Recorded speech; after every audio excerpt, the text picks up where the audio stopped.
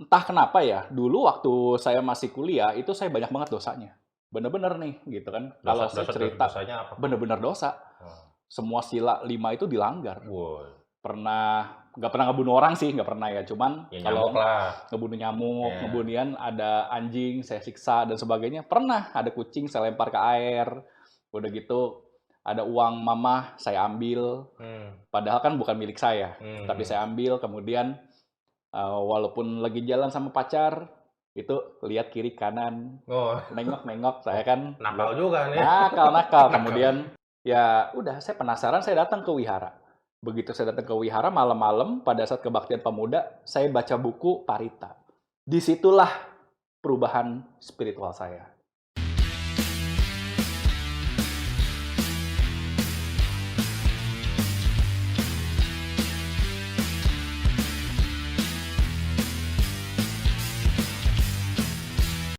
Halo, selamat siang Ko Ananta, Swatiatu Namo Buddhaya. Sotihotu, nama budaya, selamat siang, Ya, Abi. selamat siang. Ya, Oke guys, jadi hari ini kita kedatangan Ko Ananta ya. Jadi Ko Ananta ini bisa dibilang adalah seorang Dharma Duta untuk agama Buddha di Indonesia yang masa lalunya itu bisa dibilang berasal dari non-Buddhis. Nah ini menarik nih, dari non-Buddhis kemudian sekarang malah jadi Dharma Duta ya. iya. Nah ini coba sharing kok gimana masa lalunya bisa menemukan pencerahan itu. Oke, jadi panjang nih teman-teman nih. Kalau sebenarnya kalau saya cukup suka cerita begini, saya sharing begini biasanya 1 jaman sih kalau di sharing wihara ya. Cuman kalau di sini saya mungkin maunya singkat aja, jadi biar teman-teman dapatlah inti-intinya. Jadi begini, saya sebenarnya kalau ditanya ya, nama saya kan Ananta ya, Ananta Virya Kandaka. Banyak orang nanya, "Weh, Ananta ini nama Buddhis ya, nama baptis ya, atau nama Wisudi," gitu kan. Saya bilang, "Oh enggak, ini nama asli. Hmm. Nama dari orang tua saya, karena Hmm. orang tua saya itu Buddhis. Jadi Hmm. papa, mama itu Buddhis, cuman papa itu lebih ke arah Tridharma. Jadi begitu saya lahir, dikasih namanya Ananta. Saya punya adik juga namanya itu Aryana Widya Kandaka. Jadi ya hampir sama, gitu kan. Jadi sebetulnya orang tua Buddhis ya kok ya? Buddhis, Buddhis. Oke. Orang tua Buddhis. Cuman gini, satu hal yang unik adalah karena di keluarga aku ini banyak yang berbeda-beda agama. Jadi kakekku sendiri seorang yang dari agama lain, berbeda. Kemudian nenekku juga Buddhis. Kemudian papa, mama juga Buddhis, cuman papa itu lebih ke arah Tridharma. Kemudian di keluarga tuh, aku tuh banyak kayak contoh kayak bibiku itu agama lain juga. Jadi emang kita tuh agamanya beda-beda. Ada agama A, B, C, D, E, semuanya itu ada. Gitu dari mulai yang agama mayoritas banget sampai yang agama minoritas banget itu semua ada. Pokoknya Bhinneka Tunggal Ika Bhinneka banget lah. Tunggal Ika. Nah, Oke, terus? tapi papa mama kan Buddhis. Nah, menamai aku namanya Buddhis. Cuman mereka punya satu prinsip. Hmm. Ketika anak ini sudah mulai besar, itu diberikan kebebasan. Kebebasan untuk memilih dan untuk belajar mau agama apa.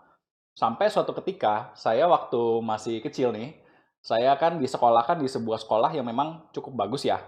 Dan memang sekolah bagus ini kalau zaman dulu, memang itu dari agama lain, bukan agama Buddhis. Sekolah apa kok kalau boleh tahu? Strada. Strada, Nah, oke. jadi teman-teman tahu lah kira-kira agama apa itu ya kan? Karena saya disekolahkan di Strada, waktu itu saya diperkenalkan pertama kali oleh agama mereka. Gitu. Pertama kali saya dibilangin begini, "Kamu agama apa?" Saya bilang, "Saya nggak tahu agamanya apa," saya bilang gitu Oh kan. iya. Karena kan memang saya waktu kecil kita nggak tahu ya agama kita apa ya. Kita kan nggak dicap tiba-tiba dari kecil, tok Buddhis gitu kan atau apa gitu nggak ada. Jadi saya bilang, "Oh, saya nggak tahu Bu agamanya apa," gitu. "Saya nggak mau repot," saya bilang. "Ya udah, saya ikut ibu aja deh."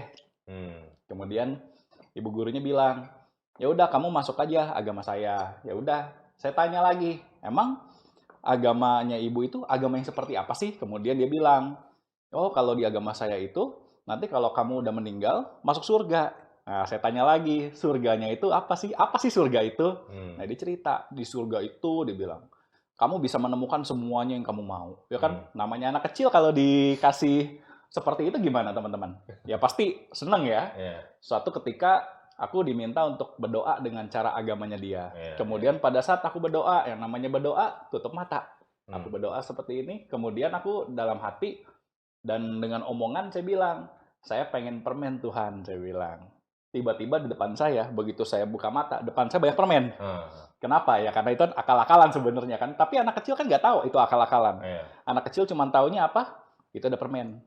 Berarti permennya dari Tuhan, ya kan? Padahal dari gurunya. Padahal dari gurunya. Terus? Begitu saya pulang, saya bawa permen itu. Mama saya nanya, Wir, gitu kan, sebutan saya kan Wirya di rumah, Wirya. Wirya itu gitu kan. artinya semangat. Semangat. Ya? Nah, Wir, itu permen dari mana? Saya bilang, itu permen dari Bu Guru, dari Tuhan, saya bilang. Langsung mama saya langsung tahu, oh, berarti anak saya ini udah mulai belajar agama lain nih. Mama waktu itu cuma bilang begini, terserah Ananta, terserah Wirya, maunya agama apa terserah. Dikasih kebebasan kok ya? Kasih kebebasan. Yang penting jadi orang bener, katanya gitu. Ya udah, akhirnya disitulah saya belajar tuh. Setahun, 2 tahun, kemudian dibaptis. Dibaptis sekali. Itu nama saya itu Petrus waktu itu. Petrus. Bukan penembak misterius ya? Bukan. Karena waktu itu nggak tahu juga ya, namanya anak kecil kan. Iya. Nah, karena saya terinspirasi kisahnya dari Petrus ini adalah seorang pendosa yang bertobat. Wah, berarti ini pendosa dong dulunya. Iya, ya? karena memang nggak tahu kenapa saya pilih itu, karena saya emang tertarik sama cerita-cerita yang dulunya jelek, ujungnya bagus. Dari dulu saya tertarik dengan cara seperti itu, dengan cerita-cerita seperti itu. Kemudian udah saya belajar di situ, saya ikutin agamanya. Begitu udah mulai kuliah, saya seneng nih yang namanya organisasi. Begitu saya senang organisasi, saya kebetulan pas dapet di satu universitas di Lipo Karawaci, gede sekali. Universitas ini terkenal sekali teman-teman. Jadi dari kecil sampai mahasiswa itu non-Buddhis? Non-Buddhis. Oke. Gitu. Kemudian pas di kuliah ini, karena di kuliah ini dia kampusnya ini berbasis satu agama, tapi agama yang berbeda. Disitulah saya akhirnya coba pengen aktif kan. Cuman begitu saya pengen aktif, saya ditanya, agama kamu apa? Kan lucu ya. Biasanya kan kalau orang pengen aktif di organisasi mahasiswa ditanyanya apa? IP-nya berapa? Pengalaman organisasi ini enggak. Ditanya agamanya apa?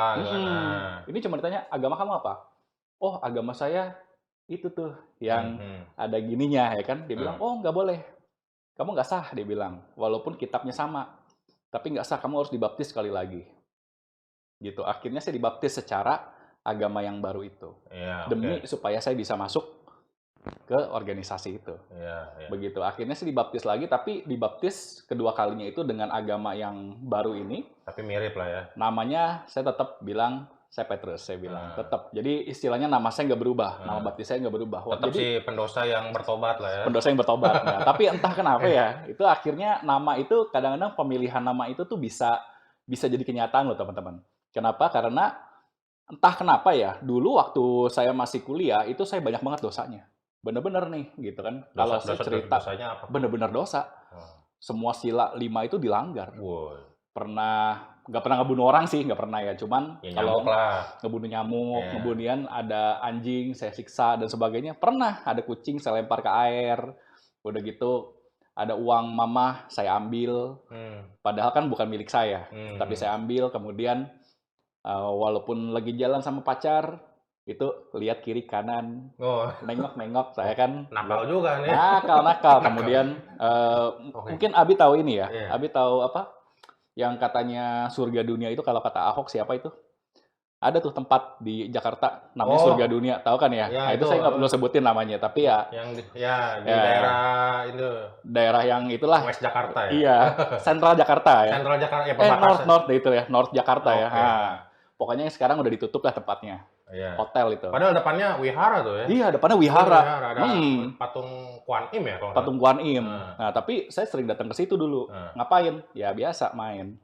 Gitu kan. Jadi udah bener-bener pelanggaran sila 1, 2, 3 itu udah saya lakukan. Pelanggaran sila keempat banyak bohong. Tapi itu dulu sebelum mengenal Buddhis atau setelah mengenal Buddhis? Sebelum. Jadi masih pendosa dong, belum masih tobat. Pendosa, bener. Masih pendosa. Jadi seperti Petrus itu, masih pendosa gitu kan. Kemudian yang namanya ngobat saya nggak pernah. Cuman kalau ngerokok juga nggak pernah. Cuman kalau minum bir sering dulu. Jadi dulu saya tuh peminum, teman-teman. Jadi teman-teman mungkin ngelihat muka saya kayak begini ya. Mukanya kelihatan tua. Kelihatan kayak umur 40, padahal umur masih 38. Itu gara-gara dosa-dosa di masa lalu tuh. Jarang senyum. Yang ada adalah dikit-dikit marah, dikit-dikit nonjok apa segala macem, ya kan? Jadi benar-benar he was not a very very pleasant person. Bukan orang yang menyenangkan. Nah, kaitannya dengan yang tadi bahwa kadang pemilihan nama itu akan sangat berkaitan loh dengan diri kita. Iya, betul. Maksudnya jadi Jadi begini, entah kenapa teman-teman, pada satu ketika nih, ini saya bilang ini karma ya, ini jodoh karma. Suatu ketika saya pernah punya pacar, waktu saya udah kerja juga, tahun 2013 itu. Itu saya udah pacaran sekitar 2 tahun, hampir 3 tahun pacaran. Kemudian hampir mau nikah waktu itu.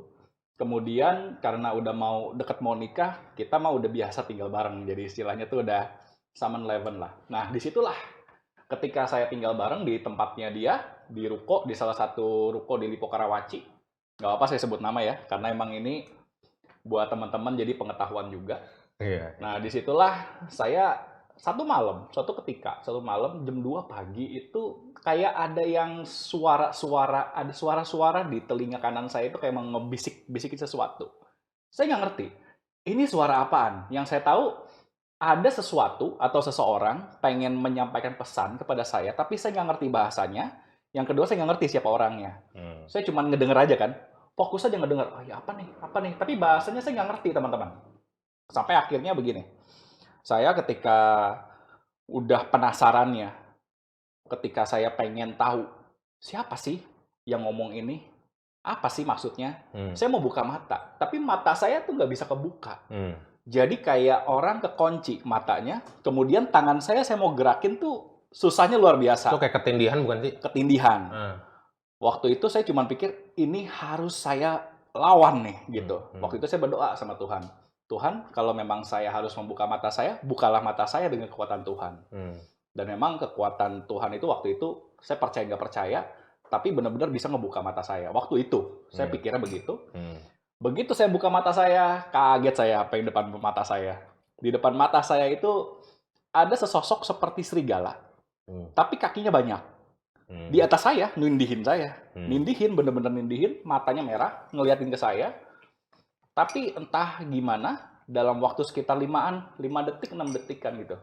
Saya ngeliatin kok makin lama kok makin pudar. Nggak tiba-tiba kayak hilang kayak yang di film-film horor gitu teman-teman. Tapi makin lama makin hilang yang kelihatan cuma tirai doang. Tembus istilahnya. Disitulah saya pikir, ini apaan ya? Jangan-jangan ini hasil dari mimpi saya. Hasil dari ngigonya saya. Tapi ternyata pacar saya itu baru keluar juga dari kamarnya. Keringetan. Pada saat jam yang sama, jam 2 pagi teman-teman. Jam 2 pagi ini, ditindihin serigala juga? Dia nggak ditindihin, tapi dia dimimpiin. Dikasih mimpi, dia bilang dia mimpinya itu manusia, orang biasa, tapi bawahnya tuh hancur. Melayang, kayak kalau di Bali itu kita bilang apa? Leak ya. Kayak gitu. Nah, di sini dia bilang, waduh ini pertama kalinya nih, dia ngelihat makhluk seserem ini. Nah, di situ kan saya ngelihat kan, kenapa jamnya samaan? Jamnya samaan ketika saya ditindih dengan jam ketika dia mimpi itu samaan jam 2 pagi. Nah di situ kan kita mikir nggak ada kejadian yang kebetulan. Waktu itu saya berpikir seperti itu, berarti ini diganggu sama setan. Nah lu ingetnya gitu kan, diganggu sama setan. Ya sudah, kalau begitu saya coba deh cari orang yang bisa ngusir setan. Saya minta pendeta saya untuk mengusir setan. Dia datang ke tempat itu, ke rumahnya pacar saya, kemudian dia ngusirin setan. Dengan gayanya dia ya, dengan gayanya nyanyi dan sebagainya itu dia ngusirin. Cuman entah kenapa teman-teman, malam itu setelah diusir, saya diganggu lagi. Bukan diganggu lagi dengan wujud seperti serigala gitu, bukan. Tapi ketika saya lagi tidur, tiba-tiba ada angin kayak suara angin kenceng. Kemudian juga rambut-rambut saya itu dan sebagainya itu kayak kerasa ini kok angin gitu kan. Begitu saya buka mata, saya gampang buka matanya. Di depan saya itu bukan setan, bukan. Tapi ada gantungan baju. Kalau malam kan biasanya kan kalau orang malam-malam gantungan baju taruh dalam rumah. Itu saya lihat gantungan baju tuh begini, geter-geter. Kok kayak gempa. Setelah saya perhatiin, ini kenapa nih gempa, gitu kan? Dalam setengah nggak sadar, baju-baju itu pada turun semua, pada jatuh. Yang saya bingung, ini baju kok pada jatuh gitu kan? Kalau emang cuma mimpi, harusnya bajunya nggak jatuh. Dan itu angin dari mana? Dari AC mungkin? Mungkin, tapi kan AC-nya kayak begini aja. Nggak kayak kipas angin nggak gitu ya? Nggak ada kipas angin, nggak ada fan. Disitulah saya coba cek di internet ada nggak gempa lokal di Lipo Karawaci. Oh ternyata nggak ada. Wah ini kan berarti aneh nih. Diganggu lagi kan. Udah akhirnya saya mikir, aduh pendeta udah ini nih. Nggak cocok nih sama saya nih. Akhirnya saya coba ke satu lagi. Saya ingat kakek saya kan agamanya agama mayoritas di Indonesia. Saya coba deh untuk kontak sama salah satu orang yang biasa ngusirin setan. Mereka ada memang praktek-praktek itu memasukkan setan ke dalam botol. Kayak memang masukin tuyul gitu. Masukin tuyul. Dan itu emang benar teman-teman. Jadi itu memang benar-benar ada. Praktek seperti itu ada. Cuman kalau yang di film-film itu kan memang dipoles, ya kan? Praktek seperti itu ada. Akhirnya besoknya saya datang ke Tanjung Priok dan ketemu sama si orang ini. Dan dia benar-benar masukin setan-setan yang ada di dalam rumah itu ke dalam botol. Itu prosesnya lucu sih kalau saya bilang gitu ya. Kalau saya ceritain sedikit itu prosesnya lucu. Saya sampai harus ngabisin 10 botol fresh tea. Hanya demi itu gitu kan. Hanya demi saya itu... Kencing manis nggak tuh? Ya itu makanya mungkin saya, gara-gara itu saya diabetes mungkin ya. Oh beneran diabetes? Iya. Astaga. Iya mungkin ya. Tapi gara-gara juga waktu kecil saya emang suka minum Coca-Cola sampai berapa kaleng sehari. Itu mungkin diabetes dari situ juga. Jadi istilahnya saya tuh sampai ngerasa, oh kok saya harus minum fresh tea sampai 10 botol. Karena si orang ini bilang, di dalam rumah itu ada setannya 10. Dia bisa ngitungin, setannya 10. Ya udah, 10 setan itu dimasukkan ke dalam botol fresh tea yang udah saya habisin. Saya tanya, kenapa nggak boleh orang lain yang ngabisin? Soalnya dia bilang, kan auranya aura kamu. Bukan orang lain yang tanggung jawab, kan kamu yang pengen ngusirin setan itu. Ya udah. Udah nih, kelar nih. Begitu kelar, malam itu teman-teman, waduh diganggu lagi. Diganggunya gimana? Saya lagi naik tangga. Begitu naik tangga, kaki saya ini, yang satu ini kayak dipegang gitu. Kayak ada yang megang. Akhirnya ketika saya naik tangga, kaki satu ini dipegang, itu kayak, ya udah, saya jatuh. Saya jatuh, guling-guling. Masuk rumah sakit? Enggak sih, cuman terkilir aja di sini nih. Makanya kalau teman-teman lihat, di sini nih, kalau teman-teman lihat, agak gak seimbang. Kirinya karena atau itu. kanannya, salah satunya coba mungkin karena itu chiropractic ya. aja kok. Chiropractic itu. Mungkin yang ya, kertak-kertak gitu. Tapi dulu sih istilahnya cuma diurut doang sih. Gitu. Tapi ya istilahnya dari situ kan kelihatan, waduh ini udah bahaya nih. Pertemuan pertama, dia nampakin diri.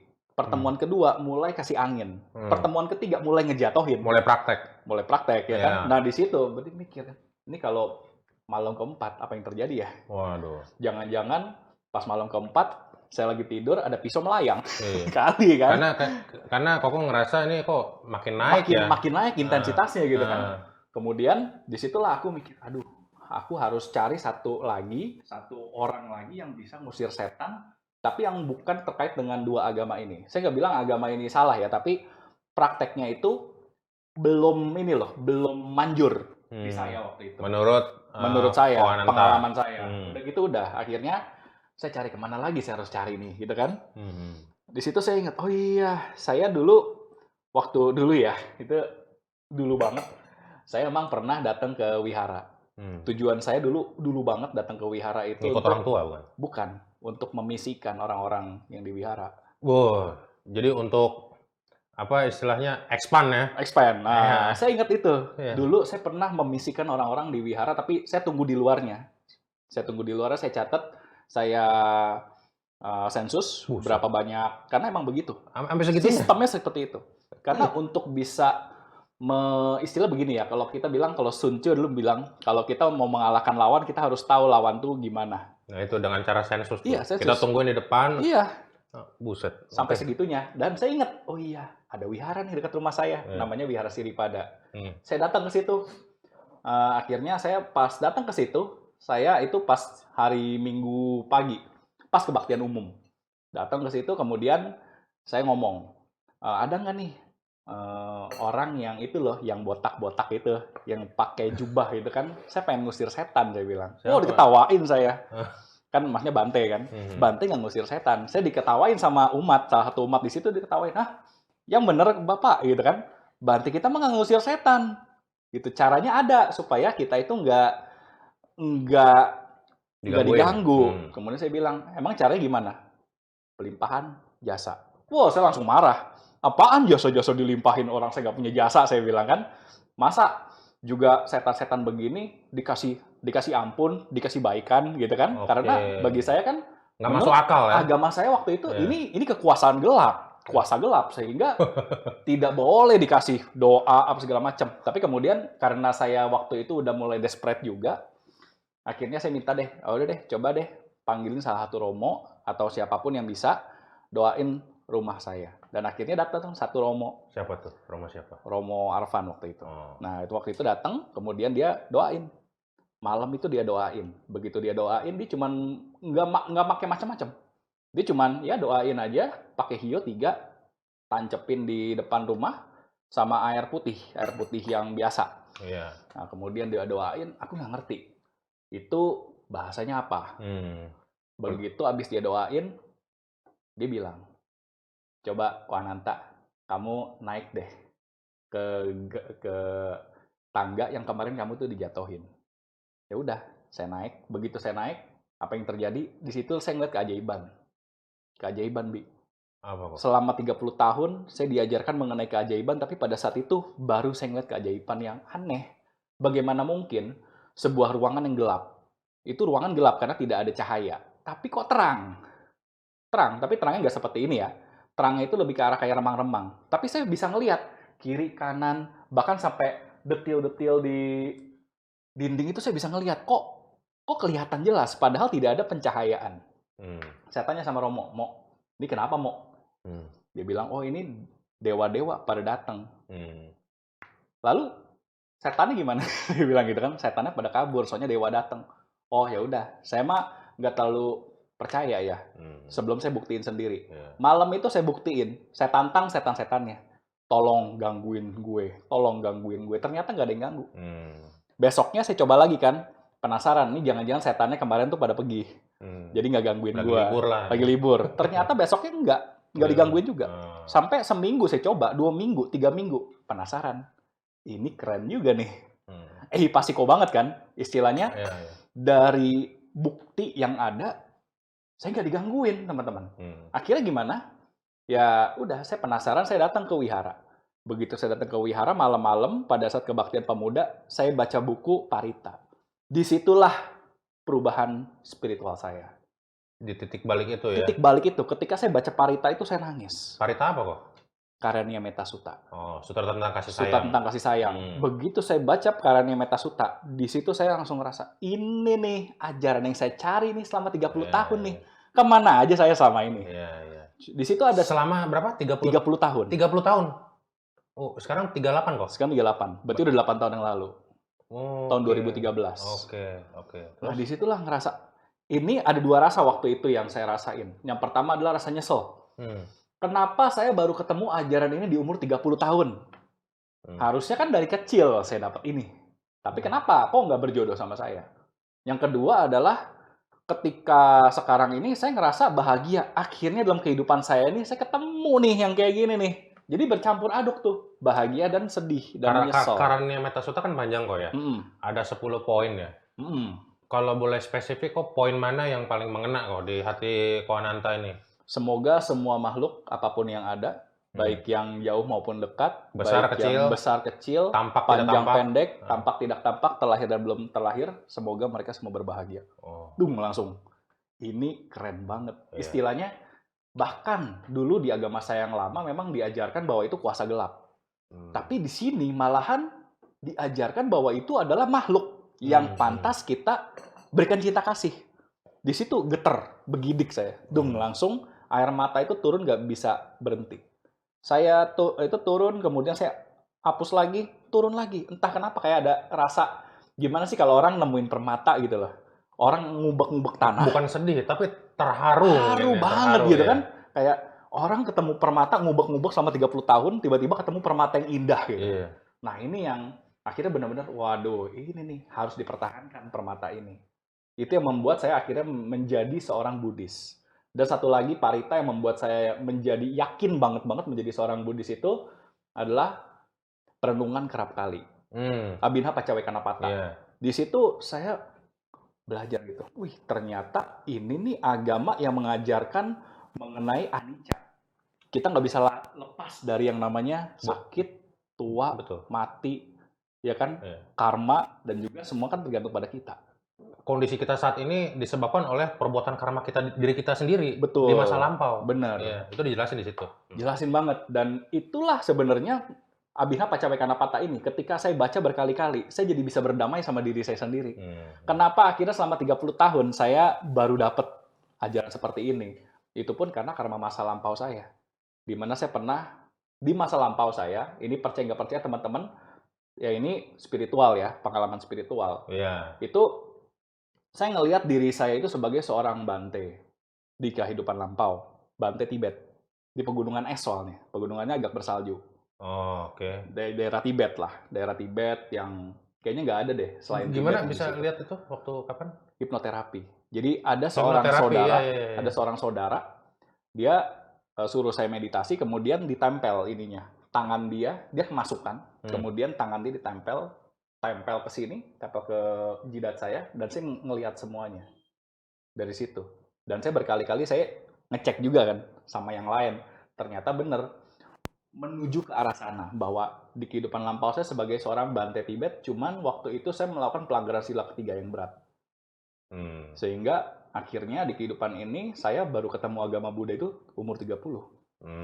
Yang seharusnya dengan pelanggaran berat seperti itu, saya bersyukur saya terlahir sebagai manusia. Karena mungkin dengan pelanggaran berat seperti itu ya, teman-teman, ini harusnya saya lahir jadi hewan. Karena ini pelanggaran yang sangat berat bagi seorang Bante. Bagaimana mungkin seorang Bante yang punya sila yang kuat, tapi ternyata melanggar winaya. Melanggar winaya yang apalagi bukan cuma winaya ya, bahkan ngerusak hubungan orang. Ngerusak rumah tangga orang. Dengan pelanggaran sila ketiga itu. Jadi disitulah saya memikir, oh iya itu udah pelecehan terhadap jubah. Karena pelecehan terhadap jubah, makanya saya ngerti, oh sekarang saya umur 30 tahun, sekarang saya baru kenal nih ajaran Buddha. Tapi itu masih mending daripada nggak kenal, atau bahkan tadi potensi jadi hewan kan? Bener, jadi selalu bersyukur. Hidup ini jadi bersyukur. Tapi saya juga tertarik sih, mau coba hipnoterapi sih, bener. Boleh. Pernah disaranin juga. Oke, lanjut kok, gimana? Nah, jadi disitulah akhirnya saya merasa bahwa, oh ya bener nih, ini adalah ajaran yang benar. Maksudnya benar bukan buat seluruh dunia ya teman-teman ya, tapi ini benar buat saya. Benar buat saya, cocok buat saya, tapi belum tentu cocok sama orang lain kan. Levelnya beda-beda ya kan. Ada orang yang memang nggak butuh agama Buddha, tapi ada orang yang bagi saya yang haus sekali dengan spiritualitas, ini yang cocok buat saya. Buat teman-teman silakan pilih jalan masing-masing. Begitu kan, nggak ada yang jalan yang salah. Tapi masing-masing akan ngerti yang mana yang paling cocok buat kita. Dan Ko Ananta ini yang sudah berkelana nih ya, nyobain ABC. Udah. Baru akhirnya menemukan Buddhisme. Betul. Saya udah berkelana begitu. Dan memang akhirnya justru dengan Buddhisme ini, saya bisa menghargai agama-agama saya yang sebelumnya. Gitu. Ketika saya belajar agama Buddha, saya sampai sekarang masih melihat Alkitab. Di dalam setiap malam, saya lihat Alkitab, saya renungin. Jadi saya tidak langsung bilang, oh ini salah. Ini jelek yang dulu. Ehipasiko dulu. Jadi ternyata dengan kita Dhamma, dengan kita punya Dhamma, kita bisa melihat agama-agama lain itu seperti Dhamma. Begitu. Inilah yang membuat saya jadi yakin ini nih jalan saya. Gitu kan. Mungkin banyak ya, kalau sekarang kita lihat sekarang ini banyak di negara kita ini banyak orang-orang yang berpindah agama kemudian ngejelekin agama-agama sebelumnya kan. Kayak kasus kemarin. Ada orang Bali, dia pindah agama, kemudian dia malah ngejelekin pulaunya sama agama dia. Yang dibilang, apaan tuh ngaben, apa segala macam, dewanya banyak. Justru kalau kita di Buddhis, begitu kita belajar agama Buddha, ini yang saya dapatkan adalah kita tidak melihat agama lain sebagai saingan. Tapi kita melihat agama lain sebagai rekan. Hanya bahasanya berbeda, teman-teman. Gitu kan, mungkin di kita bahasanya anicca, di mereka ketidakkekalan, ya kan sama gitu. Makanya kalau kita lihat penyebaran Buddhisme ya yang menyebar ke berbagai penjuru dunia itu kan makanya ada banyak aliran karena Buddhisme ini bisa berdamai dengan kearifan lokal. Betul. Gitu loh. Tidak menganggap itu sebagai sebuah musuh. Benar. Tapi dia bisa bersatu. Betul. Gitu loh. Makanya ada istilah pun kalau di sini Buddhis Nusantara, ya kan? Gitu. Bener. Dan Buddhis Nusantara berbeda dengan Buddhis Mahayana atau Theravada sebenarnya kan. Karena dari ukirannya aja udah berbeda. Walaupun secara keseluruhannya tetap Buddha gitu, Buddha Dharma kan gitu. Cuma metodenya aja mungkin jadi bermacam-macam. Metodenya gitu. bermacam-macam dan ritualnya agak sedikit berbeda karena ada ritual-ritual lokal yang diakomodasi, Dia adopsi ya. adopsi. Sama kayak mungkin contoh ya, kalau keturunan Chinese rata-rata walaupun kita bilang kita Buddhis, tapi kita tetap datang ke kelenteng misalnya. Iya. Ya kan? Atau misalnya teman-teman kita yang Jawa, kan banyak nih Buddhis yang Jawa, mereka masih suroan. Kita nggak satu suro, mereka suroan. Gitu kan. Jadi istilahnya Buddhis itu demikian cepat waktu itu menyebarnya karena mampu menyesuaikan. Sama seperti saya ketika masuk ke Buddhis begini, saya jadi bisa menyesuaikan dengan orang-orang di sekitar saya. Gitu. Bahkan saya pun kalau misalnya saya mau pergi nih teman-teman, saya masih bilang Bismillah dalam hati maupun ucapan. Kenapa? Nggak masalah. Nggak masalah. Nggak Kenapa? masalah, iya. Karena bagi saya ini kan negara Indonesia, Iya. di mana mayoritas kita agama Islam, Iya. kan?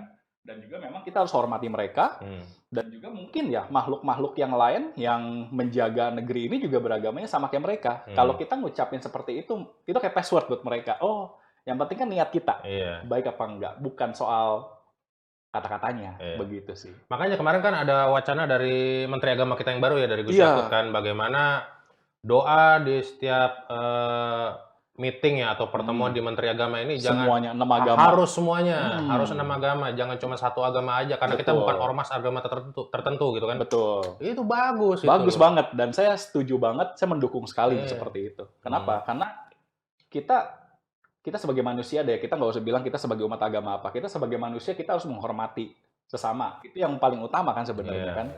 Tapi untung di Buddhis ya kalau saya ngerasain ya itu justru ditekankan. Makanya doa kita kan semoga semua makhluk hidup berbahagia, Iya. bukan cuma semoga umat Buddha berbahagia. Oh, yang agamanya beda pun ya, semoga lu berbahagia gitu kan. Bener, Nah. jangan kan agama beda, spesies beda pun kita bahagiain kan. Wah, apa segala Iya, macam ya kan. Jadi istilahnya ini nih jadi kayak semacam kayak pembenaran mungkin ya, Iya. pribadi bahwa untung bersyukur nih saya bisa mengenal ajaran Buddha nih. Dan ini ajaran yang kayaknya paling cocok buat saya. Karena memang saya ini tipe orang yang seneng keberagaman. Keluarga saya beragam. Saya pun nggak cocok sama umat Buddha yang terlalu fanatik. Iya, yang Ya. terlalu ekstrim kanan, ekstrim kiri. Iya, dan kebanyakan Kita kan itu jalan tengah. ya. benar jalan tengah. Jadi jangan terlalu yang kayaknya hanya umat Buddha, apalagi yang merasa paling asli, merasa paling hebat apa segala macam. Kita mah- sama-sama lah. Front pembela Buddha itu. Nggak tahu ya, ada apa kagak ya? Nggak tahu juga. Iya.